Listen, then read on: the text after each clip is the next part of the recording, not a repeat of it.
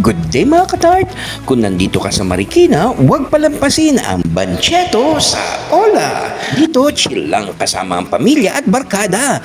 Unahin na nga natin ang dragon fruit drink ng Copycat na super refreshing, sobrang swak sa init ng panahon. Eto na sa mga foodie lovers dyan na naghahanap ng authentic na Marikina foodie finds.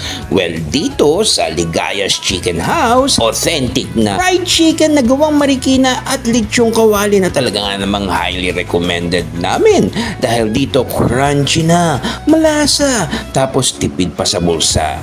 Must try kung gusto mo nga ng legit na Marikina food finds. Well, dito sa Ligaya's Chicken House ay talagang napaka-yummy! At syempre hindi mawawala ang Pinoy favorite street food na ihaw-ihaw. Meron sila ditong inihaw na puset na talaga nga naman namimiss na natin at hindi mawawala ang isaw, barbecue at marami pang iba. Kaya kung affordable meals ang hanap nyo at budget meal, isama na ang buong pamilya at barkada at enjoy ang Banchetto sa Ola dahil dito napaka sarap at napakatipid pa. Kaya tara na!